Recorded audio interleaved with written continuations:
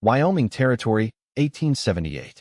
The distant howl of a wolf carried on the autumn wind as Lydia Reed stood at the weathered grave marker.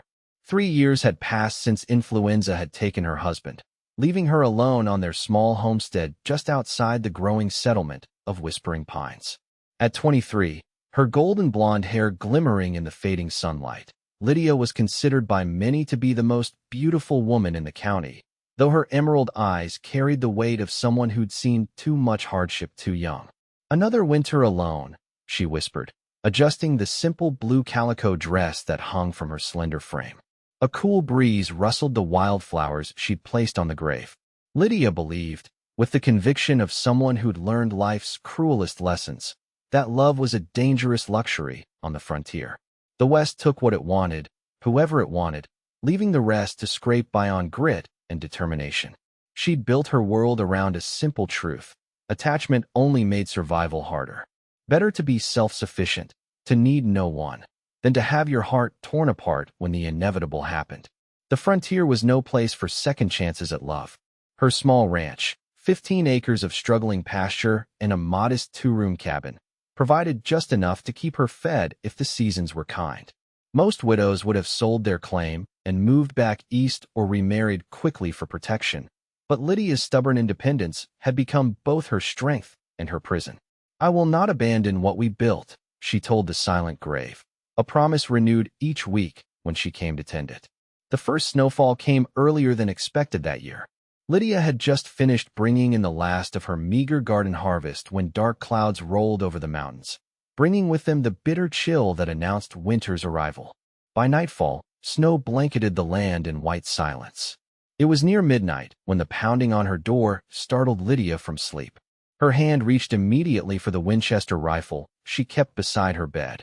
A woman alone couldn't be too careful, especially when the nearest neighbor was 3 miles away. "Who's there?" she called, rifle raised as she approached the door. "Please," came a weak male voice. "My horse threw me. The storm. I'm afraid I'll freeze if I don't find shelter." Lydia hesitated, her mind racing through possibilities, most ending with her robbed or worse. But the Christian charity her mother had instilled in her ward with her frontier caution. A man would truly die in this weather. "Step back from the door," she commanded. "I have a rifle aimed and ready." When she finally opened the door, snow swirled into the cabin along with a tall figure who stumbled, then collapsed onto her floor. The stranger was lean but muscular, his face obscured by a snow-crusted hat and scarf. When he managed to look up, Lydia was struck by his youth. He couldn't be much older than 25, and the strange intensity in his pale blue eyes. "Xavier Montgomery," he managed through chattering teeth. "I'm mighty grateful, ma'am." The blizzard raged for 3 days. Xavier's injuries, a twisted ankle and bruised ribs from his fall, meant he couldn't possibly continue his journey. Lydia found herself with an unexpected houseguest who, despite his rough exterior, displayed impeccable manners and a willingness to help however his injuries allowed. He spoke little of himself, saying only that he was heading north to Montana Territory. "What takes you to Montana this time of year?" Lydia asked on the third evening as they sat by the fire, the howling wind rattling the window panes. Xavier stared into the flames, his handsome face, now clean-shaven thanks to her husband's old razor, thoughtful beneath his dark hair. "A new start," he said simply. "Some places, a man's past follows too close for comfort." Something in his tone raised questions, but Lydia had learned that in the West, people's histories were often best left unexamined. Everyone came from somewhere else, often running from something. "Well, Mr. Montgomery, you're welcome to recover here until the trail's clear, though I'm afraid I can't offer much in the way of comfort." He smiled then, a genuine expression that transformed his serious face. "After sleeping rough for weeks, your floor is a palace, Mrs. Reed. And please, call me Xavier." As the days passed, Lydia found herself drawn to the quiet stranger. He repaired her leaking roof when the snow abated enough to work outside. He split firewood despite his injuries, insisting on earning his keep. Most surprisingly, he knew his way around a kitchen better than most men, helping prepare their simple meals with unexpected skill. "My mother believed every man should know how to cook," he explained when he caught her surprised expression. "Said a man who couldn't feed himself had no business being on his own." Wise woman, Lydia replied, allowing herself a small smile. By the time December arrived, Xavier had become an unexpected fixture in her life. His presence contradicted everything she'd come to believe about surviving alone, about keeping others at a distance. Each morning, she told herself he would leave soon, that this temporary arrangement meant nothing. Yet each night, as they sat by the fire talking about books or current events, Xavier proved remarkably well-read. She found her resolve weakening. "Why haven't you remarried?" Xavier asked one evening as snow again fell outside. "Forgive my boldness, but a woman like you must have had offers." Lydia stiffened. "The local widows' committee tried arranging matches. I declined. May I ask why?" She considered deflecting, but instead found herself speaking a truth she rarely acknowledged. "Love is a luxury that costs too much out here. I've seen what happens to women when they lose husbands to disease, accidents, Indian attacks. The heartbreak, it destroys them from within. I survived once. I won't put myself in that position again." Xavier's eyes, usually guarded, softened. "So you choose loneliness as a defense." "I choose self-sufficiency," she corrected. "There's a difference." But was there? The question lingered long after they'd retired for the night. Lydia to her bedroom, and Xavier to his makeshift bed near the fire. For the first time in 3 years, the cabin didn't feel empty. It felt alive. Their routine was broken one afternoon when Sheriff Mills rode through the deepening snow to check on the remote homesteads. Lydia invited him in for coffee, but the moment the lawman spotted Xavier, his hand moved instinctively to his gun. "Well, I'll be damned," the sheriff muttered, his weathered face paling. Xavier went perfectly still, his body coiled like a spring. "Sheriff, you know each other?" Lydia asked, confused by the sudden tension. Sheriff Mills kept his eyes fixed on Xavier. "Mrs. Reed, do you know who you're harboring?" "A traveler caught in the storm," she replied. "What is this about?" "This man is Xavier, the ghost Montgomery. There's wanted posters for him in 3 territories." The sheriff's voice grew hard. "They say he's killed 14 men." The room seemed to tilt beneath Lydia's feet. She looked at Xavier, searching his face for denial, but found only resignation. 15, actually," Xavier said quietly. "But every one of them deserved it." The sheriff pulled his revolver. "I'm taking you in, Montgomery." What happened next occurred so quickly Lydia could barely process it. Xavier moved with lightning speed, disarming the sheriff with a grace that spoke of years of practice. In seconds, the older man was on his knees, his own gun pressed against his temple. "I have no quarrel with you," Xavier said evenly. "I'm passing through. Nothing more." "They say you're the fastest gun west of the Mississippi," the sheriff replied, his voice remarkably steady. "They say you killed the entire Black River gang single-handed.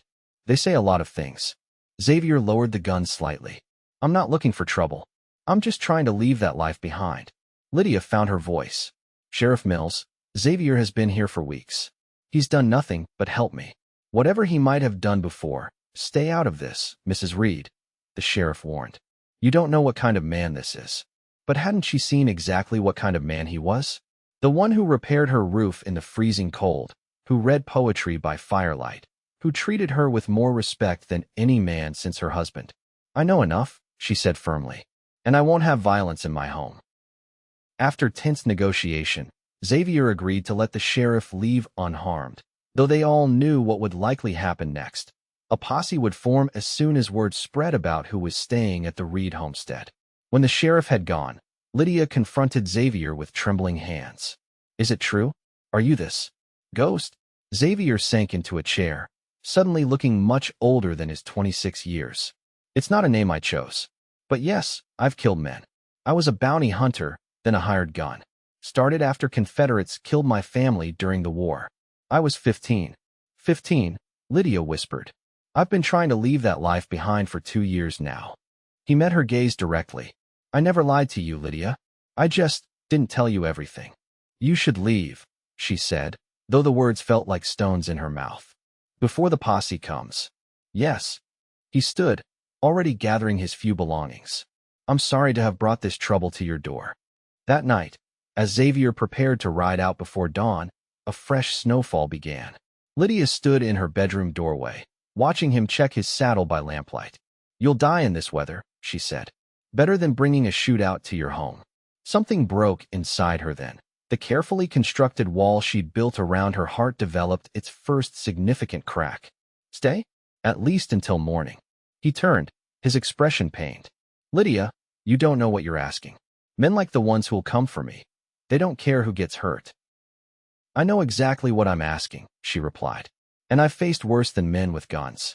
I watched influenza take my husband inch by inch. I buried him myself when no one would come near our farm. I've survived 3 winters alone. I'm not afraid. But she was afraid, not of guns or violence, but of the feelings Xavier had awakened in her. The possibility that her belief about love on the frontier might be wrong terrified her more than any outlaw could. Xavier didn't leave the next morning, or the next. The heavy snow provided a temporary reprieve, making travel impossible for anyone, including any potential posse. In that strange, suspended time, something shifted between them. The truth of his identity, rather than driving them apart, created an unexpected intimacy. For the first time, Xavier spoke openly about his past, the bloody trail that had earned him his reputation, and his growing disgust with the man he'd become. Each time I told myself it was the last, he confessed one night, that the next bounty would be enough to buy land somewhere, start over. But there was always another job, another man who deserved killing. And now? Lydia asked. Now I just want peace. Somewhere no one knows my name or what I've done. 2 weeks after the sheriff's visit, the weather cleared enough for travel. That same day, Lydia spotted riders approaching from town, 6 men, all armed. Xavier saw them too.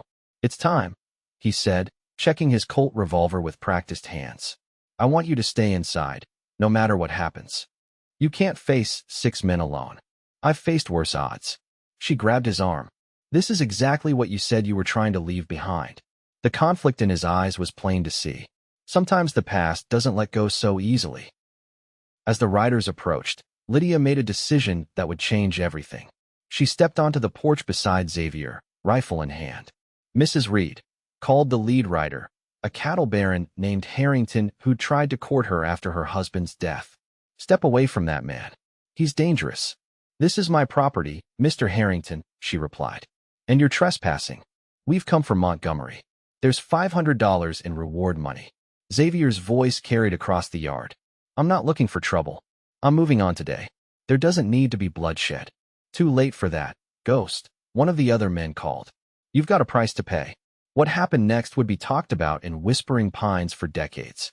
As the posse fanned out, preparing to rush the cabin, 2 riders appeared from the tree line behind them, Sheriff Mills and his deputy.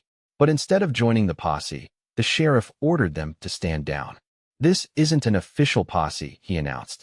You men are acting without authority. Harrington turned angrily. Since when do you defend killers, Mills? Since I received this yesterday. The sheriff produced a letter. It's from the governor of Colorado Territory. Seems Montgomery here was working as an undercover agent against the Black River Gang. Those killings were sanctioned. His record's been cleared. Lydia felt Xavier stiffen beside her. This was news to him as well. The sheriff continued. Furthermore, I've been informed that anyone harassing Mr. Montgomery will answer to federal authorities. The confrontation ended with grumbling and threats, but no bloodshed. When the would-be posse had departed, the sheriff approached the porch alone. That letter, Xavier said. It's not real, is it? Sheriff Mills smiled thinly. It will be. I have a friend in the territorial government who owes me a favor.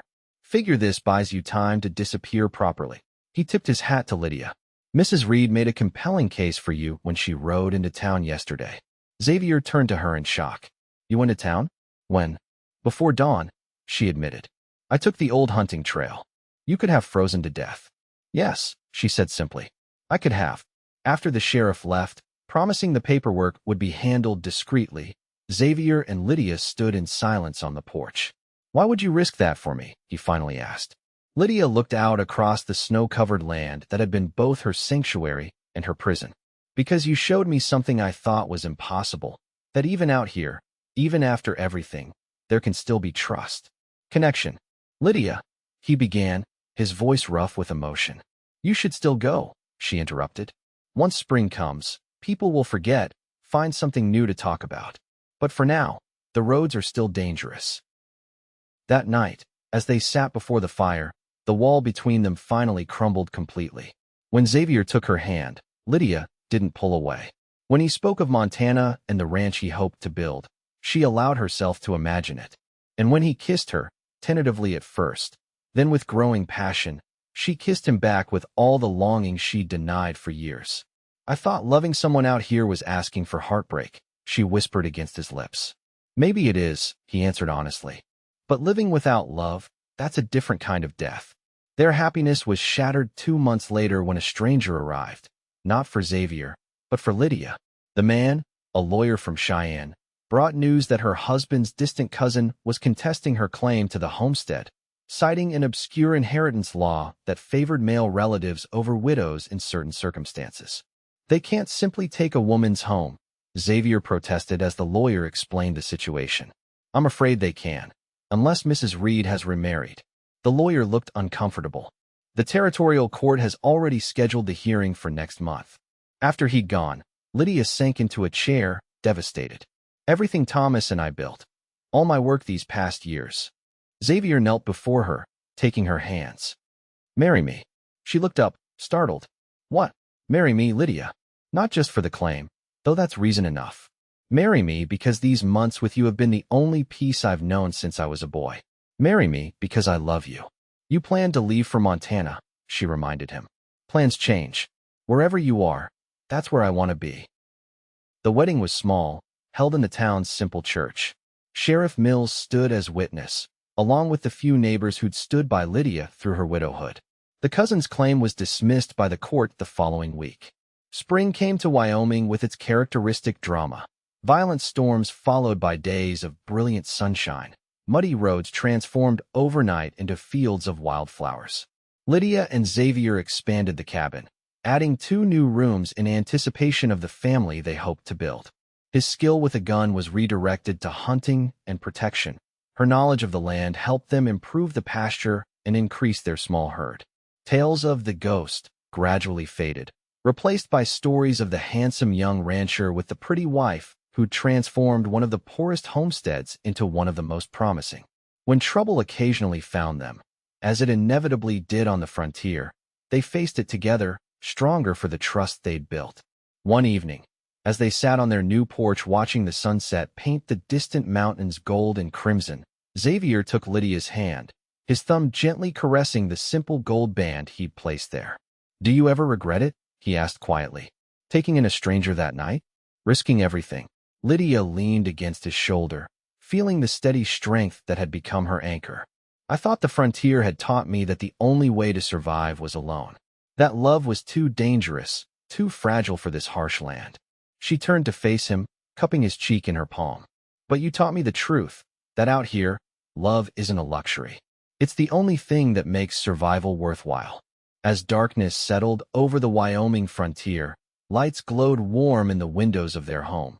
No longer a place of loneliness, but the heart of everything they'd built together. The most feared gunslinger in the West had found his peace, and a widow who'd sworn off love had found that some risks were worth taking, even in the wild heart of the frontier.